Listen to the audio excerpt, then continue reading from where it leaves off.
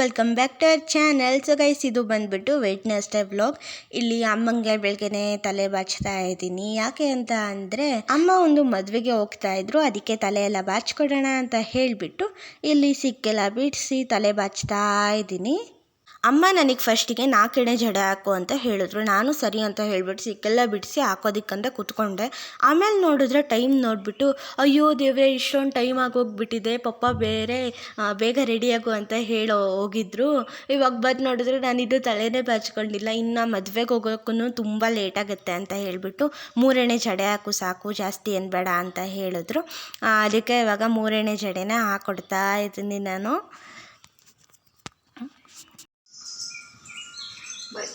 ಬಾಯ್.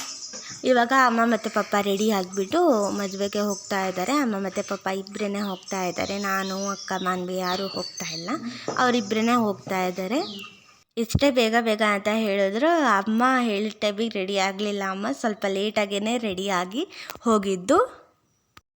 Hey guys, ಇವಾಗ ನನ್ನ ರೂಮಿಗೆ ಬಂದಿದ್ದೀನಿ. ನಾನು ಏನಕ್ಕೆ ಬಂದಿದ್ದೀನಿ ಅಂತ ಅಂದರೆ, ನಿಮಗೆ ಕಾಣ್ತಾ ಇಲ್ಲ ಅಂತ ಅನಿಸುತ್ತೆ, ನನ್ನ ರೂಮಲ್ಲಿ ನಾನು ಮತ್ತೆ ಬಟ್ಟೆ ತೆಗೆದಿಟ್ಟಿಲ್ಲ. ಬೆಡ್ ಮೇಲೆ ಹಂಗೆ ಬಿಟ್ಟಿದ್ದೀನಿ. ರಜೆ ಬಂತು ಅಂದರೆ ನಾನು ಏನೂ ಮಾಡಲ್ಲ, ಹಾಗೆ ಬಿಟ್ಬಿಟ್ಟಿದ್ದೀನಿ. ಅದಕ್ಕೆ ಇವಾಗ ತೆಗ್ದಿಡೋಣ ಅಂತ ಬಂದಿದ್ದೀನಿ. ನಿಮ್ಗೆ ಯಾವಾಗಲೇ ಗೊತ್ತು, ಅಮ್ಮ ಮತ್ತು ಪಪ್ಪ ರೆಡಿ ಆಗಿಬಿಟ್ಟು ಮದುವೆಗಂತ ಹೋಗಿದ್ದಾರೆ.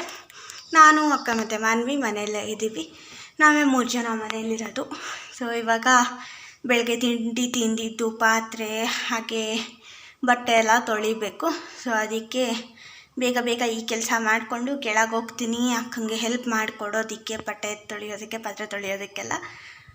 ಆ್ಯಂಡ್ ನೆಕ್ಸ್ಟ್ ಮಾನ್ವಿ ಇರೋದ್ರಿಂದ ತೋಟಕ್ಕೆ ಹೋಗೋಣ ಅಂತ ಅಂದ್ಕೊಂಡಿದ್ದೀವಿ. ಮೊನ್ನೆ ಗುಡ್ಡಕ್ಕೆ ಹೋಗಿದ್ದೆ, ಇವಾಗ ತೋಟಕ್ಕೆ ಹೋಗೋಣ ಅಂತ ಅಂದ್ಕೊಂಡಿದ್ದೀನಿ. ನಾನು ತೋಟಕ್ಕೆ ಹೋಗ್ಬಿಟ್ಟು ತುಂಬ ದಿನವೇ ಆಗಿದೆ, ಅದಕ್ಕೆ ತೋಟಕ್ಕೆ ಹೋಗೋಣ ಅಂತ ಅಂದ್ಕೊಂಡಿದ್ದೀನಿ. ನಮ್ಮ ತೋಟಕ್ಕೆ ನಾನೇ ಹೋಗಲ್ಲ ಜಾಸ್ತಿ, ಅದಕ್ಕೆ ಇವತ್ತು ತೋಟಕ್ಕೆ ಹೋಗೋಣ ಅಂತ ಅಂದ್ಕೊಂಡಿದ್ದೀನಿ. ಹಾಗೆ ಅಲ್ಲೂ ಆದರೆ ವೀಡಿಯೋನ ಮಾಡ್ತೀನಿ. ನೆಕ್ಸ್ಟು ತಿಂಡಿ ಎಲ್ಲ ಆಯಿತು. ನಿನ್ನೆ ಮಾಡಿದ್ದು ಮಟನ್ ಸಾಂಬಾರು ಇತ್ತು. ನಿನ್ನೆ ಅಮ್ಮ ಚಿಕನ್ ಬಿರಿಯಾನಿ ಮಾಡಿಕೊಟ್ರು ಕೊನೆಗೂ. ಫುಲ್ಲು ಖುಷಿಯಾಗಿ ತಿಂದೆ ಚಿಕನ್ ಬಿರಿಯಾನಿನ. ನನಗೆ ಸಾಕಾಗೋಗಿತ್ತು ಚಿಕನ್ ಗ್ರೇವಿ ತಿಂದು ಚಿಕನ್ ಬಿರಿಯಾನಿ ತಿಂದೆ. ಅದಕ್ಕೆ ನಾನು ಅವತ್ತಮ್ಮ ಹಾಕಿದ್ರಲ್ಲ ವೀಡಿಯೋನ, ಅದರಲ್ಲಿ ವೆಜ್ ಬಿರಿಯಾನಿನ ಮಾಡಿದ್ದು. ಬಿರಿಯಾನಿ ತಿನ್ನಂಗಾಗಿ ಚಿಕನ್ ಬಿರಿಯಾನಿ ತಿನ್ನಬೇಕಂತ ಅನ್ನಿಸ್ತಾನೆ ಇತ್ತು. ಅದಕ್ಕೆ ನಿನ್ನೆ ಅಮ್ಮ ನಾನು ಎದ್ದೇಳೋದ್ರೊಳಗಡೆ ಮಟನ್ ಚಿಕನ್ ಎಲ್ಲ ತರಿಸ್ಬಿಟ್ಟು ಆಗಲೇ ಅಡುಗೆ ಮಾಡ್ತಾ ಇದ್ದಾರೆ. ಬೆಳಗ್ಗೆನೇ ಮಟನ್ ಸಾಂಬಾರು ಮಾಡಿದರು, ಹಾಗೆ ಮಧ್ಯಾಹ್ನ ಚಿಕನ್ ಬಿರಿಯಾನಿ ಮಾಡಿದ್ರು. ಫುಲ್ ಹ್ಯಾಪಿಯಾಗಿದ್ದೆ. ಇವತ್ತು ಬೆಳಗ್ಗೆನೂ ನೆನ್ನೆ ಮಾಡಿದ್ದು ಮಟನ್ ಸಾಂಬಾರೇ ಉಳಿದಿತ್ತು. ಅದಕ್ಕೆ ಸ್ವಲ್ಪ ಅನ್ನ ಮಾಡಿಕೊಂಡು ಎಲ್ಲರೂ ಊಟ ಮಾಡ್ಕೊಂಡ್ವಿ. ಬೆಳಗ್ಗೆ ತಿಂಡಿ ಆಯಿತು. ಇವಾಗ ಬಟ್ಟೆ ಎಲ್ಲ ಎತ್ತಿಟ್ಬಿಟ್ಟು ಸ್ವಲ್ಪ ತೋಟಕ್ಕೆ ಹೋಗೋಣ ಅಂತ ಇದ್ದೀವಿ. ನೋಡೋಣ ಏನಾಗುತ್ತೆ ಅಂತ ಹೇಳಿಬಿಟ್ಟು ಮುಖಕ್ಕೆ ಸ್ವಲ್ಪ ಆಯಿಲ್ ಅಪ್ಲೈ ಮಾಡಿದ್ದೀನಿ. ಅಮ್ಮ ಮನೇಲಿದ್ದಲ್ಲೇ ಬೋರ್ ಆಗ್ತಾಯಿದೆ, ಏನು ಮಾಡೋದಂತಲೇ ಗೊತ್ತಾಗ್ತಾಯಿಲ್ಲ. ಅಮ್ಮ ಹೇಳಿದ್ರು, ನಾವು ಮದುವೆಗೆ ಹೋದ್ಮೇಲೆ ಪಾತ್ರೆ ಬಟ್ಟೆ ಎಲ್ಲ ತೊಳೆದಿಟ್ಟು ಕ್ಲೀನ್ ಮಾಡಿರಿ ಎಲ್ಲದನ್ನು ಅಂತ ಹೇಳಿಬಿಟ್ಟು. ಅಮ್ಮ ಇಲ್ಲ ಅಂದರೆ ಅದೆಲ್ಲ ಮಾಡ್ತೀವಿ, ಓಕೆ. ಅದಾದಮೇಲೆ ಏನು ಮಾಡೋದು ಅಂತಲೇ ಗೊತ್ತಿಲ್ಲ. ಅಮ್ಮನ ಜೊತೆ ಎಷ್ಟು ದಿನ ಮಾತಾಡ್ಕೊಂಡು ಕುತ್ಕೊತಿದ್ವಲ್ಲ, ಇವತ್ತು ಅಮ್ಮ ಇಲ್ಲ, ಸ್ವಲ್ಪ ಬೋರ್ ಆಗ್ತಾ ಇರುತ್ತೆ. ಆದರೂ ಇರಬೇಕು. ಹಾಗೆ ತೋಟಕ್ಕೆ ಹೋಗಿ ಬನ್ನಿ ಅಂದಿದ್ದಾರಲ್ವ, ಅಲ್ಲಿ ಸ್ವಲ್ಪ ಟೈಮ್ ಸ್ಪೆಂಡ್ ಮಾಡಿಕೊಂಡು ಬಂದುಬಿಡ್ತೀವಿ ಬೇಗ. ನೋಡೋಣ, ಇವಾಗ ಮೊದಲು ಇದನ್ನು ತೆಗೆದಿಟ್ಬಿಟ್ಟು ಆಮೇಲೆ ಹೋಗೋದು ತೋಟಕ್ಕೆ.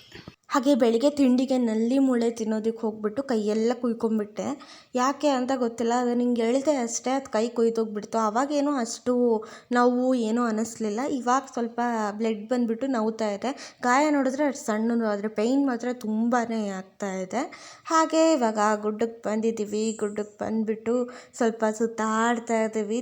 ನಾನು ಅಂದ್ಕೊಂಡಿದ್ದು ಫಸ್ಟು ತೋಟಕ್ಕೆ ಹೋಗೋಣ ಅಂತ ಹೇಳಿಬಿಟ್ಟು, ಆದರೆ ಫಸ್ಟು ಗುಡ್ಡಕ್ಕೆ ಬಂದ್ವಿ ನಾವು.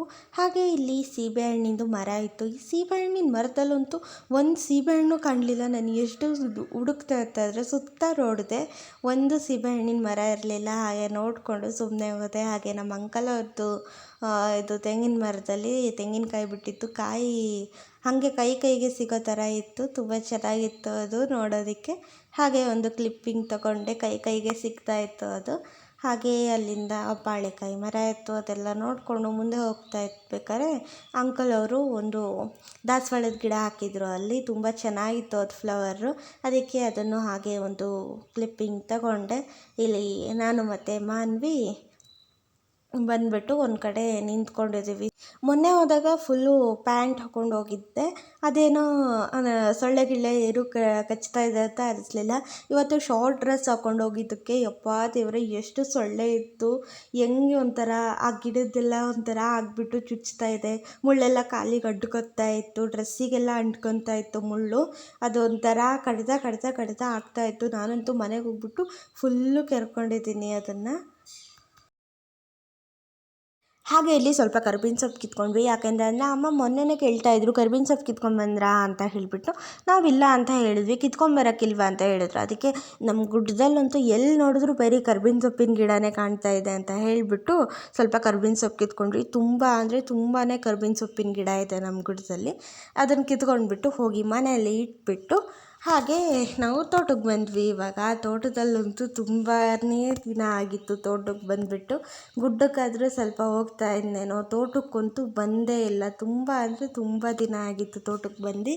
ಅದಕ್ಕೆ ಒಂದು ವಿಡಿಯೋನ ಹಾಗೆ ಚೆನ್ನಾಗಿ ಮಾಡ್ಕೊತಾ ಇದ್ದೀನಿ. ಆ ಅಡಿಕೆ ಮರ ಎಲ್ಲ ತುಂಬಾ ಚೆನ್ನಾಗಿ ಕಾಣ್ತಾ ಇತ್ತು. ನನಗೆ ಹಿಂಗೆ ಮೇಲೆ ನೋಡಿದ್ರೆ ಅಡಿಕೆ ಮರ ಬೆಳೆದಿದ್ದಾಗ ತುಂಬ ಚೆನ್ನಾಗಿ ಕಾಣ್ತಾ ಇರುತ್ತೆ, ಅದಕ್ಕೆ ಹಾಗೇ ವಿಡಿಯೋ ಮಾಡಿಕೊಂಡೆ.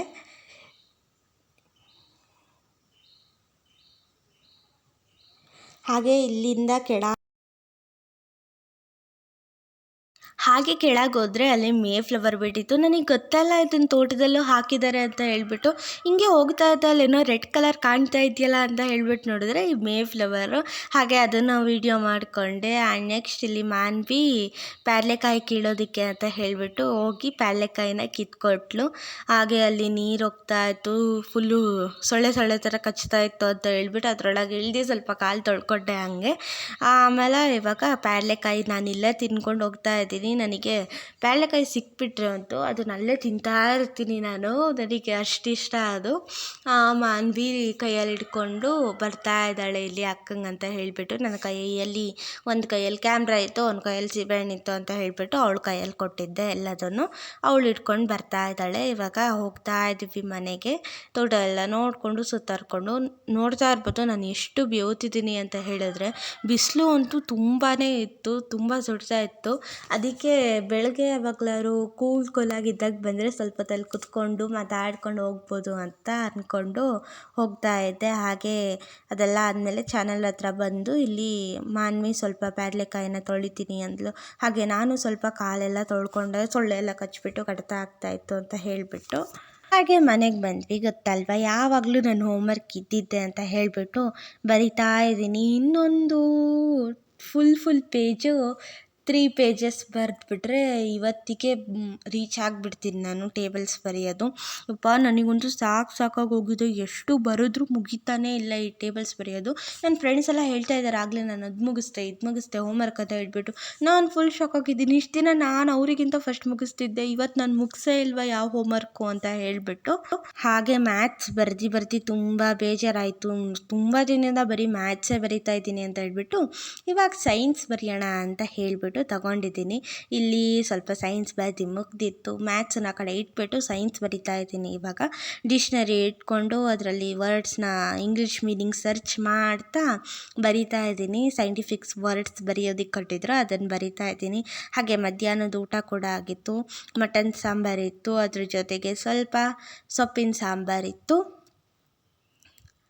ಹಾಗೆ ಸ್ವಲ್ಪ ರೈಸ್ ಮಾಡಿದ್ಲು ಅಕ್ಕ. ರೈಸು ನಾವೆಲ್ಲ ಊಟ ಮಾಡ್ಕೊಂಡು ಬಿಟ್ಟಿದ್ದೀವಿ, ಖಾಲಿಯಾಗಿದೆ. ಹಾಗೆ ಪಾತ್ರೆ ಕೂಡ ಎಲ್ಲದನ್ನು ವಾಶ್ ಮಾಡಿಬಿಟ್ಟು ಇಟ್ಟಿದ್ಲು ಅಕ್ಕ. ಹಾಗೆ ಗುಡ್ಡದಿಂದ ಕಿತ್ಕೊಂಡ್ಬಂದಿದ್ದು ಕರ್ಬೇವಿನ ಸೊಪ್ಪು ಕೂಡ ಹಾಗೆ ಇಲ್ಲೇ ಇಟ್ಟಿದ್ದೀವಿ. ನಮ್ಮ ಹಾಲಿನ ಸ್ಥಿತಿ ನೋಡಿ, ಅಮ್ಮ ಇದ್ರಾದ್ರು ಕ್ಲೀನ್ ಮಾಡ್ತೀವಿ ನಾವು, ಅಮ್ಮ ಇಲ್ಲ ಅಂದರೆ ಅಂತೂ ಏನೂ ಕ್ಲೀನ್ ಮಾಡಲ್ಲ. ಅಮ್ಮ ಬೈತಾರೆ ಅನ್ನೋದಕ್ಕೆ ಅಮ್ಮ ಇದ್ರೆ ಕ್ಲೀನ್ ಮಾಡ್ತೀವಿ. ಇವಾಗ ಅಮ್ಮ ಇಲ್ಲ ಅಂತ ಕ್ಲೀನೇ ಮಾಡಿಲ್ಲ. ನೋಡಿ ಫ್ರೆಂಡ್ಸ್, ಮಾನ್ಯ ರೆಡಿ ಆಗ್ತಾ ಇದ್ದಾಳೆ. ಆಗಲೇ ಡ್ರೆಸ್ ಆಗಿ ಈಗ ಕ್ರೀಮ್ ಎಲ್ಲ ಅಪ್ಲೈ ಮಾಡ್ಕೊಂಡು ರೆಡಿ ಆಗ್ತಾ ಇದ್ದಾಳೆ. ಹಾಗೆ ಮಾನ್ವಿಗೆ ತಲೆ ಬಾಚ್ತಾ ಇದ್ದಾಳೆ ಮೌನ ಕೂಡ ರೆಡಿ ಆಗಬೇಕು. ನಾನು ರೆಡಿ ಆಗಬೇಕು. ನಾನು ರೆಡಿ ಆಗಿಲ್ಲ ಇನ್ನು. ನಾನು ಈಗೊಂದು ಮದುವೆ ಮುಗಿಸ್ಕೊಂಡು ಬಂದಿದ್ದಾಯಿತು, ಈಗ ಮತ್ತೆ ಮದುವೆಗೆ ಹೋಗೋದು. ರೆಡಿ ಆಗಿಬಿಟ್ಟು ಆಮೇಲೆ ಸಿಗ್ತೀವಿ ಮತ್ತೆಲ್ಲರೂ ಯಾವ್ಯಾವ ಥರ ರೆಡಿ ಆಗಿದ್ದೀವಿ ಏನು ಅಂತೇಳಿ ತೋರಿಸ್ತೀನಿ. ಓಕೆ ನಾವು ಮಾನ್ಯ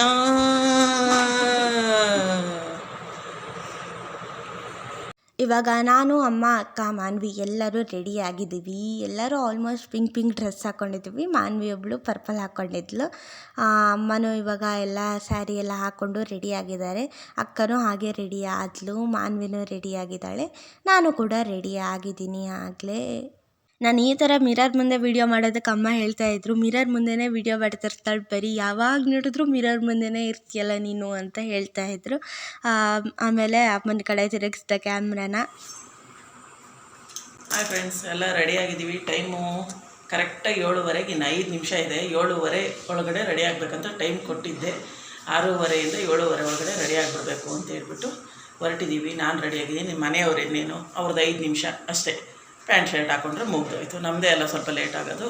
ಹಾಗಾಗಿ ಕರೆಕ್ಟಾಗಿ 7:15 5 ನಿಮಿಷ ಇದೆ. ಇನ್ನು ಅವರೊಬ್ಬರು ರೆಡಿ ಆದರು ಅಂದರೆ ಹೊರಡೋದೆ. ನಾನು ರೆಡಿ ಆಯಿತು, ಮಾನ್ಯ ರೆಡಿ ಆಯಿತು, ಮೌನ, ಮಾನ್ವಿ ಎಲ್ಲ ರೆಡಿ ಆಯಿತು. 3 ಜನದ್ದು ಹೆಸರು ಕನ್ಫ್ಯೂಸ್ ಆಗ್ತಿದೆ. ಮೌನ, ಮಾನ್ವಿ, ಮಾನ್ಯ ಎಲ್ಲ ಅದೇ ಬರುತ್ತಲ್ಲ, ಹಾಗಾಗಿ ಕನ್ಫ್ಯೂಸ್ ಆದಂಗೆ ಆಗುತ್ತೆ. ಬರ್ರಿ. ನೋಡಿ, ಎಲ್ಲರೂ ಪಿಂಕ್. ಆಲ್ಮೋಸ್ಟ್ ನಂದು ಪಿಂಕ್ ಸ್ಯಾರಿ, ಮೌನಂದು ಪಿಂಕು, ಮಾನ್ವಿ ಒಬ್ಬಳು ಪರ್ಪಲ್ಲು, ಇವಳು ಪಿಂಕಿ. ಆಲ್ಮೋಸ್ಟ್ ಎಲ್ಲ ಪಿಂಕ್ ಕಲರೇ ಆಗಿದೆ. ಈ ರೀತಿ ರೆಡಿ ಆಗಿದ್ದೀವಿ. ಎಲ್ಲರೂ ಹೇಗೆ ಕಾಣಿಸ್ತಿದ್ದೀವಿ ಅಂತ ಹೇಳ್ಬಿಟ್ಟು ಕಮೆಂಟ್ ಮಾಡಿ, ಆಯಿತಾ? ಯಾವ ಥರ ಕಾಣಿಸ್ತಿದ್ದೀವಿ ಏನು ಅಂತ ಹೇಳ್ಬಿಟ್ಟು. ಹಾಗೆ ಎಲ್ಲರೂ ರೆಡಿ ಆಗಿಬಿಟ್ಟು ಮದುವೆಗೆ ಹೋಗ್ತಾ ಇದ್ದೀವಿ. ರೋಡಲ್ಲಿ ಹೋಗಬೇಕಾದ್ರೆ ಈ ಥರ ಲೈಟಿಂಗ್ಸ್ ಹಾಕಿದ್ರು ಎಮ್ಸಹಳ್ಳಿಲಿ. ಏನಕ್ಕೆ ಅಂತಂದರೆ ಅಲ್ಲಿ ಏನೋ ಹಬ್ಬನೋ ಜಾತ್ರೆನೋ ಏನೋ ಅಂದರು ಅಮ್ಮ, ಅದಿತ್ತು ಅಂತ ಹೇಳಿಬಿಟ್ಟು ಫುಲ್ಲು ಲೈಟಿಂಗ್ಸ್ ಎಲ್ಲ ಹಾಕಿಬಿಟ್ಟಿದ್ರು. ಅದಕ್ಕೆ ಅದನ್ನು ಒಂದು ವಿಡಿಯೋ ಮಾಡಿಕೊಂಡು ಇವಾಗ ಹೋಗ್ತಾ ಇದ್ದೀವಿ. ರೋಡಲ್ಲಿ ಅಷ್ಟೇ ಹೋಗೋದನ್ನ ವೀಡಿಯೋ ಮಾಡಿದ್ದು. ಆಮೇಲೆ ಮದುವೆ ಮನೇಲಾಗಿರ್ಬೋದು, ನೆಕ್ಸ್ಟು ಮನೆಗೆ ಬಂದಮೇಲಾಗಿರ್ಬೋದು, ಏನು ವೀಡಿಯೋ ಮಾಡೋದಕ್ಕೆ ಹೋಗಲಿಲ್ಲ. ಇಲ್ಲಷ್ಟೇ ವೀಡಿಯೋ ಮಾಡಿದ್ದು ನಾನು.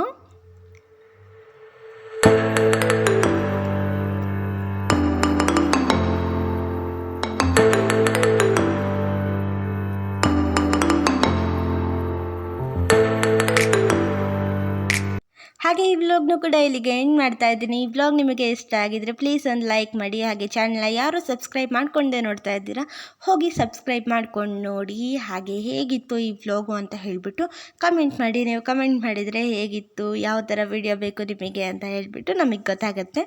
Thank you.